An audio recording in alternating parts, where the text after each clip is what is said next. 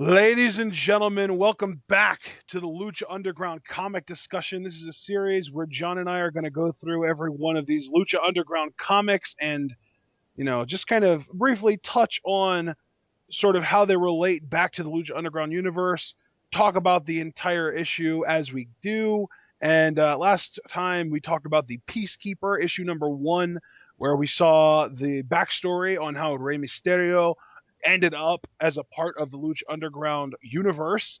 And we were reintroduced really to Dragon Azteca Jr., but now today we're going to learn a little bit more on how Katrina and her faction of death overtook the temple.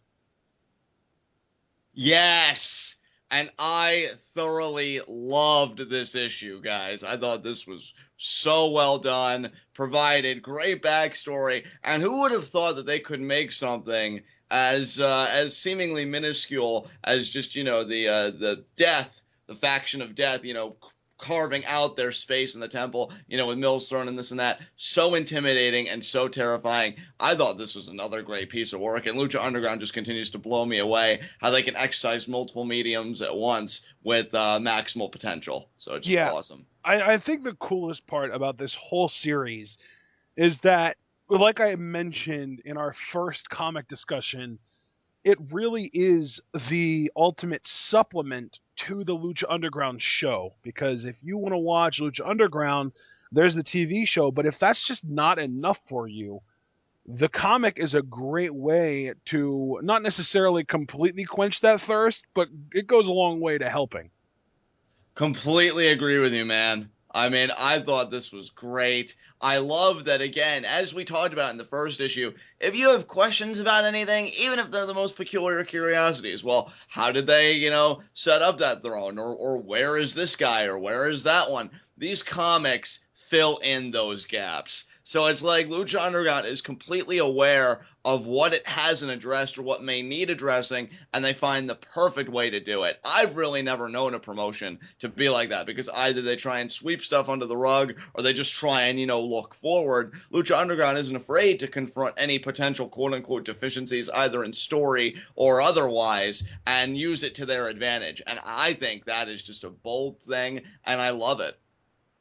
Yeah, I'm not completely sure. I feel like maybe Chikara might have had a comic, but the difference between Chikara and Lucha Underground is that Lucha Underground is taking itself very seriously. It has a TV deal, and I would argue that because of the fact that it is a weekly episodic television show, whereas Chikara has less regularity to their shows, there's there's an opportunity for more consistency with Lucha Underground.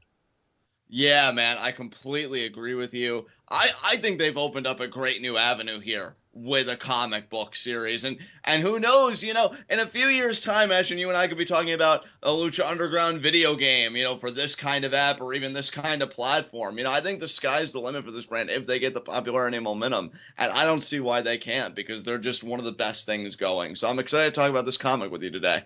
Absolutely. Well, I mean, hey, let's get right into it then.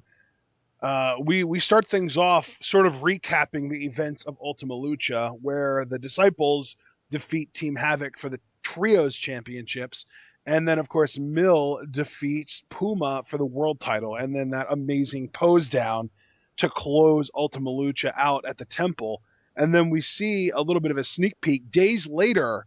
So it didn't take Katrina very long after Cueto left the Temple to take over the role of proprietor, and she's telling the disciples that they've done well, but that she and Mill have a new task for them. And Mill says a king needs a throne. Yes. So here, I mean, we immediately see, again, what we've always really known, that Katrina's at the forefront of everything. And actually, She's, John, I apologize for cutting you off, but just based on the way that the text bubbles or the speech bubbles are working, I think it was actually Katrina that said a king needs a throne, and it was just showing a picture of Mill while she said that. yes. And, again, this right here, just this one little scene, already reaffirms what we've known for quite some time. Katrina's spearheading everything. Yep. She's the leader. She's in control. It did not take long for her to swoop in at all and kind of just declare, herself proprietor, that they monopolize the temple. They've got all the gold. And you can also clearly see, again, as if it wasn't obvious, the disciples' kind of role of being the lackeys, of being kind of the heavy The for henchman. the freaking heavy in Mil Muertes, They're the henchmen. Exactly, the It's henchmen. like the frickin' Ginyu Force. Exactly. And I love it, man. I just love that this comic really establishes, just so we're all crystal clear, Katrina's the boss around here, and she Oh is yeah. in charge. So great stuff. That's if there was any question about that before, which to us there really wasn't. Exactly. So I love too that a really great explanation for why the throne is in the place of where the band was. The disciples killed the band. Yeah, any other promotion, they'd be like, oh, future endeavors and stuff like that. Yeah, good luck having a future. I mean, this is graphic. I mean, you got one guy, I think it's the accordion he's holding, getting his throat slit. Another guy's getting his By neck snapped. Barrio Negro. Yeah, Barrio Negro. And then I believe Sinestro, it just punched a guy through the chest. Yeah, and Jesus Christ. yeah, right through the heart. He didn't even bother grabbing the heart and pulling it out. He just punched a hole in it. Yeah, and then they just like claim their trophies. It's amazing to me that they're not afraid to get dark with this guy because this is dark shit. It This is is. It really is. I mean, you've literally got Sinestro de la Muerte holding a guy by the hair while his spine dangles from his head. yeah. I mean, unfreaking believable. And then of course they do that whole, I'm guessing, like soul transfer or whatever, and the Yep. which, you know what? I'd be curious if every time they like consume a soul, if they get stronger, and maybe soon they'd be able to stand on their own 2 feet. I mean, You that know would be what though, interesting. John? I'm guessing that all those souls that they're eating are probably just kind of tributes for Mill. You're probably right. You're probably right. So yeah, it's just crazy to see the slaughter they've gone on. Anything else you want to say about that particular, panel there of just the No, band being I killed? love that they're getting so dark with it. They're not afraid to be like, listen, guys, these dudes do not screw around. They don't worry about like, oh yeah, hey band, we really need some room for this throne. So you don't have a job anymore. Please get out of the temple. No, they murdered them.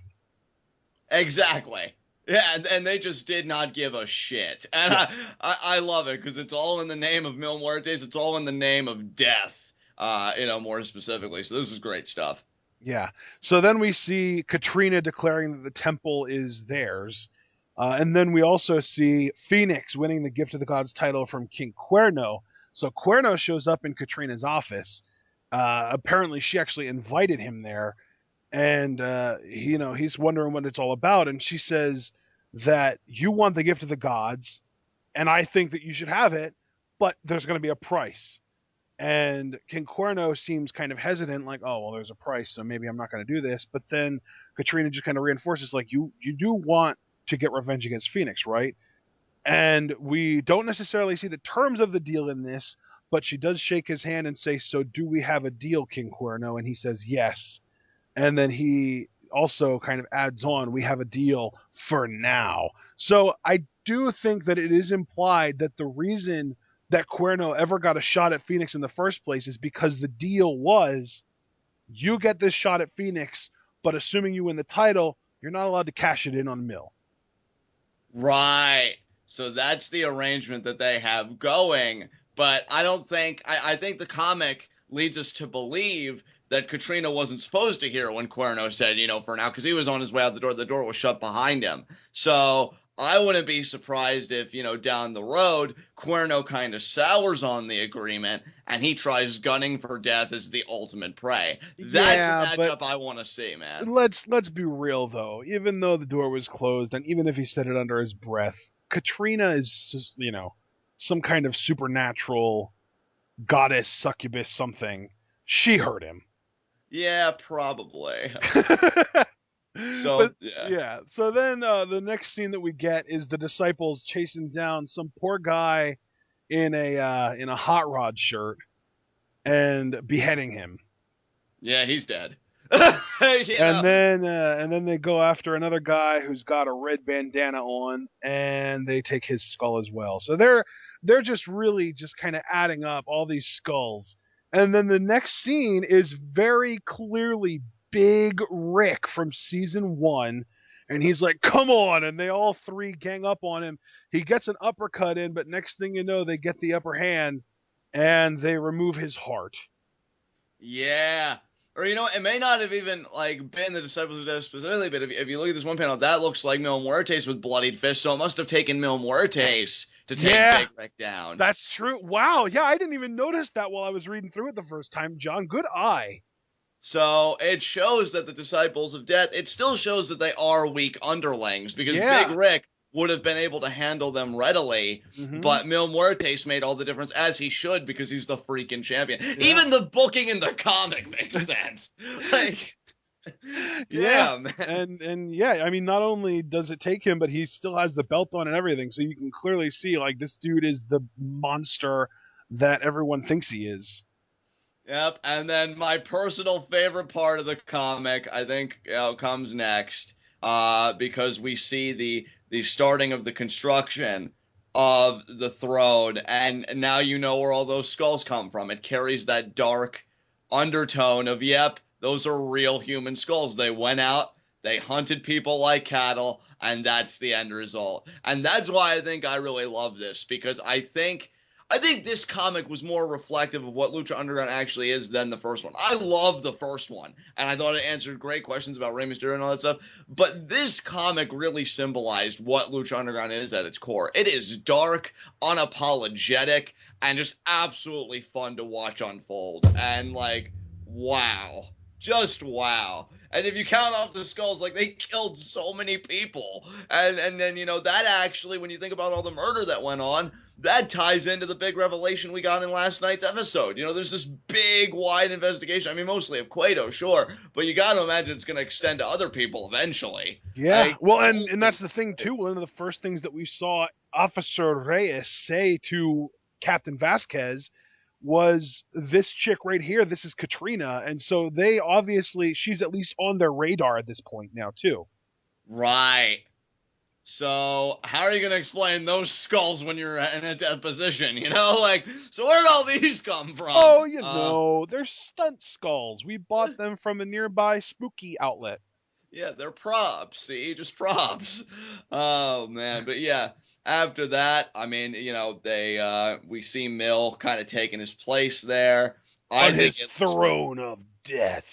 I love how he's illustrated. Again, for the second week, I have to say, or the second time we're really having this kind of discussion, Yep. just the art style of these comics is fantastic. Yeah, it is. So big ups to the artist, excellent work. Then we go through, Disciples of Death still slaughtering people, but then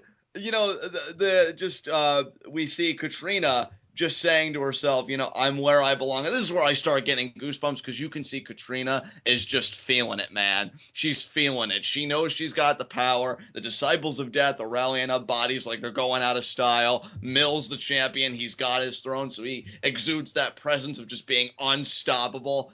Katrina's right where she needs to be, and she knows it, man. And that's what I love because you see her like sitting in the chair in the office in one panel, but then it kind of switches over to audiences like in Lucha Underground t-shirts, which are rocking, by the way, entering the temple. And you've got like this happy, joyous atmosphere. Oh, it's Lucha Underground, whatever. But it's just so sinister underneath it all. Yep. And I love that shit because she knows, like, that's right, file in, cheer, scream your hearts out. It's not going to matter because we're right where we need to be. And I don't know what era of Lucha Libre she's conceived in her mind, but she's laid the groundwork for it, and nobody's really shown her any resistance. So Yep. it really does show. It's a perfect, and see, here's another thing too about this comic that I like. It's a perfect contrast to the first issue, because the first issue, you almost get this sense, it's hopeful at the end. Yeah, because Rey Mysterio's in the picture. Anybody that knows Rey, whether from North America or Mexico or wherever, you know that he's like this symbol of light and he's a baby face and all that good stuff. You needed this because you needed to be reminded of what the threat is. And I just think that's great. I think it perfectly counteracts the hopefulness that one may have had seeing Ray by just reminding you just how dark, how twisted, how depraved the opposition is. I mean, again, they've literally, in the depiction of this comic, slaughtered a multitude of people just for a throne. What do you think they're going to do to hang on to their power? And that's the question I think the comic leaves you with. I love it. Yeah. And that, honestly, that to me, this is all building up on the TV show. I don't know how they're going to handle it in the comics, but on the show, this is all building up to a confrontation between Katrina and Cueto, and then, of course, Mill and Matanza. Right. And the Which is fact that they've built up all this power really makes me wonder how much is it going to take to literally and figuratively dethrone Mill? honestly, dude, you mentioning Cueto and Matanza, the next issue, I wouldn't be surprised if that was about them in Black I Lotus. hope it is, man. I really hope we get more backstory on them. I've been looking forward to finding out more about what they've been up to. Yeah, you and me both. I'm loving this comic book series. Guys, again, if you haven't been checking it out, start at the first issue, get to here. You're only 2 issues behind, still plenty of time to catch up. Again, perfect thing to fill in the gaps on any questions you might have, or even just to nurture even further your interest in Lucha Underground Season 2, which may become dangerous to your health if you're ready to explode like we are. So, yeah, man, just excellent stuff. I loved it. Everything from the illustrations, the art style, to the story that they're telling. Just top quality stuff from a top quality promotion. Yeah, I think that my thing that I like the most is that they tell this super dark backstory on something that people were so excited to see. Like, oh my god, Mill's in a throne. This is so cool. And now it's like, oh, maybe cool isn't the word to describe it. Maybe I don't know, maybe horror-esque. Yeah, I could just picture them being like, "Oh, there's the band playing music." That's the one because they actually do play music. That's preceded by them being slaughtered. Oh, the music, it's so wonderful. I miss the band. Where have they been? And then you actually get the answer to your question. You're like, "Oh, Oh. oh, this strange feeling. I think I can actually pinpoint the moment my optimism died." And Yeah, it's just great, man. I love it. it's crazy. Yeah, it's amazing. This is this is some next level stuff. You're never going to see the WWE even try to do anything like this, so don't expect it. And I love not only that Lucha Underground puts out the best wrestling product possible, but on top of that, the fact that they're still not content with just doing that, that they still have to push that extra mile, that they're still saying, people might like our wrestling show, but I think we can do more to tell a more complete story. And now they have a comic.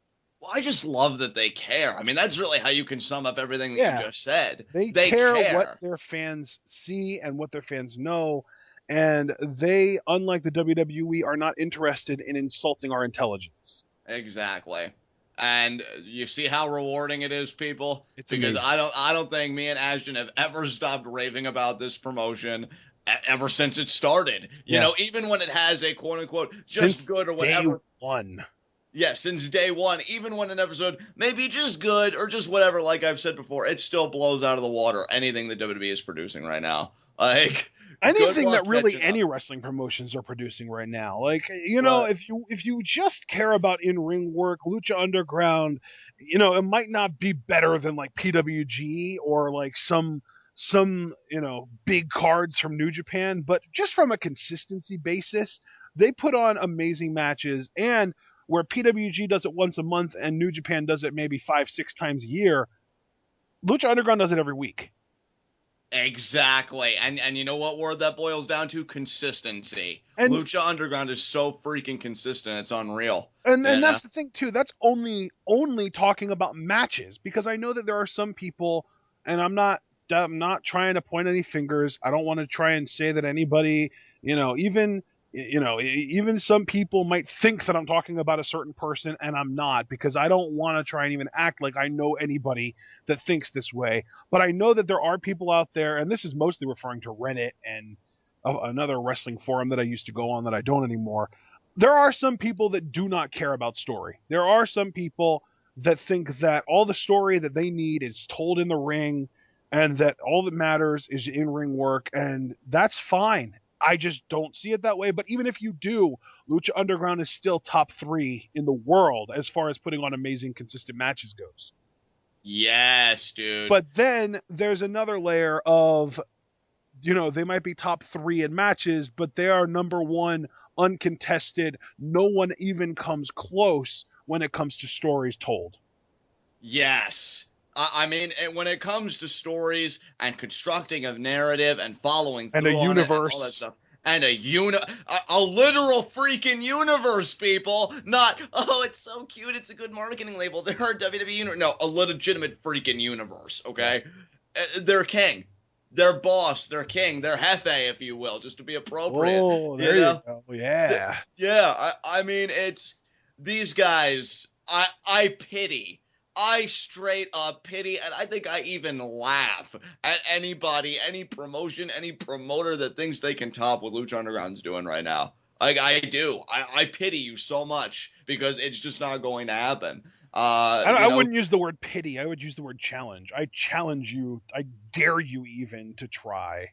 You know what? I'll tell you what. I challenge them to try, and then they have all my pity when they fail, because to me that's going to be the result. And I'm unapologetic. Like, I'm not even going to like try and be like, oh, I'm being too harsh. No, I mean, Lucha Underground. To use the words of the Joker, they're ahead of the curve. They may have monsters, but at the end of the day, they're ahead of the curve because nobody's doing what they're doing right now, and I love it. It's so good, and you and I And can't for get the enough of first it. time, we mean nobody's doing what they're doing right now in a good way.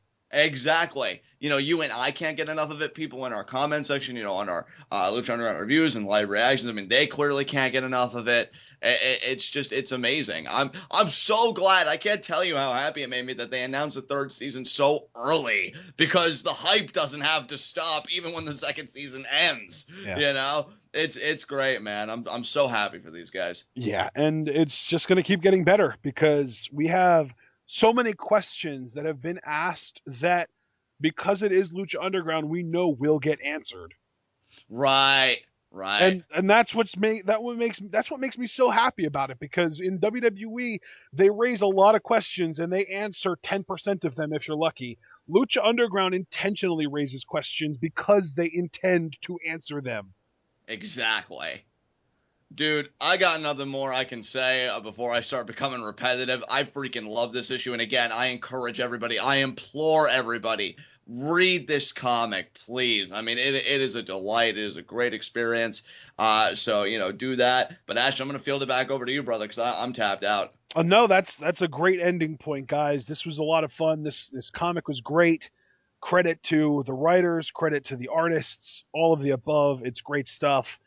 And yeah, make sure to keep paying attention to Lucha Underground, because they're the only wrestling company in the world right now that are doing wrestling, in my mind, doing it the way that it is meant to be done, revolutionizing it in the sense that they are creating the type of wrestling that should be around for the future. This is the future of the business, and anyone that isn't doing what they're doing right now is falling behind.